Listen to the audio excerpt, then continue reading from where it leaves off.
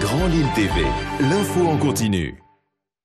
Mardi 18 juillet, bonjour à toutes et à tous et bienvenue dans cette nouvelle édition du journal de la rédaction. Aujourd'hui, en images, en 8 minutes, ce qu'il faut voir et savoir de l'info près de chez vous. D'abord, bien sûr, c'est utile, l'info météo fait les prévisions du jour, elles sont belles, avec enfin le retour du soleil, vraiment, mais surtout de la chaleur pour aujourd'hui. Vraiment une belle impression d'été partout dans la région, jusqu'à 30 degrés aujourd'hui dans la métropole lilloise, 27 degrés même sur le littoral.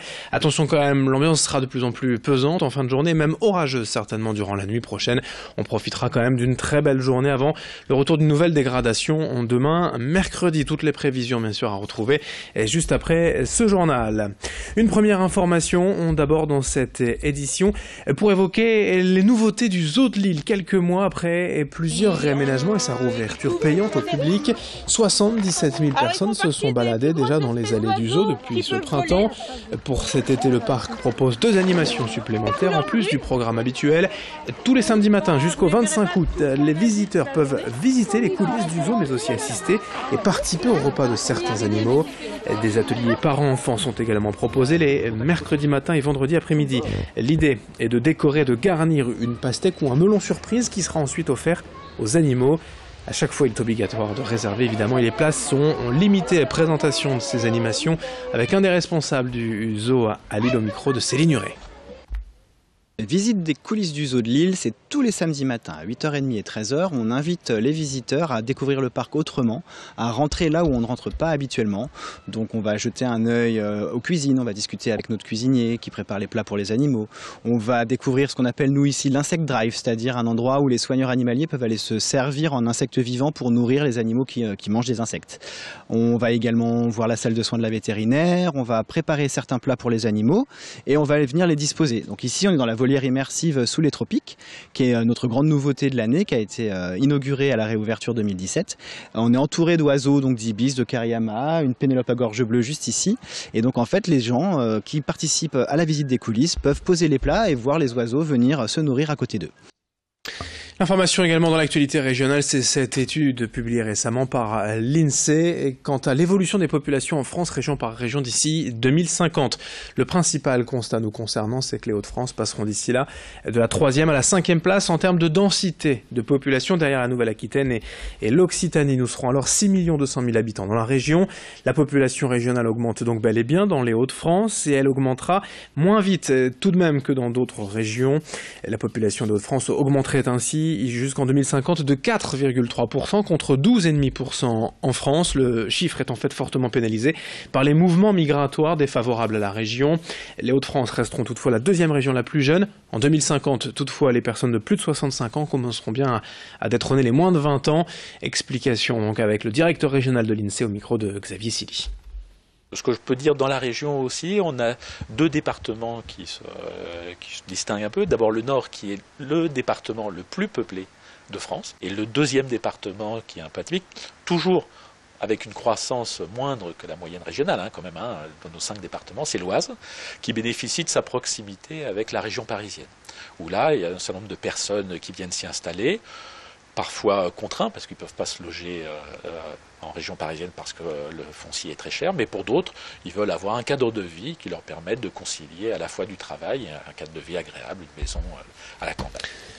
L'actualité en bref est d'abord sur la côte d'Opale, cette substance jaune inconnue échouée sur les plages depuis plusieurs jours de Wimereux à Berck. Des centaines de boules de mousse ont été retrouvées sur le littoral. Pour l'instant, on ne sait pas vraiment de quoi il s'agit. Des études sont en cours, mais selon la préfecture, il n'y a pas de risque grave. Les associations de défense de l'environnement s'inquiètent tout de même d'un tel phénomène. Il pourrait bien s'agir d'une substance dégazée par un bateau en pleine mer. En bref, toujours à Tourcoing, dans la métropole lilloise, vers 8h ce matin, une forte explosion a retenti rue de Bouvinet, a déclenché un début d'incendie dans un appartement du rez-de-chaussée d'un appartement d'une résidence. Une trentaine de sapeurs-pompiers sont intervenus alors que le locataire des lieux était absent. Aucune victime, heureusement, n'est à déplorer.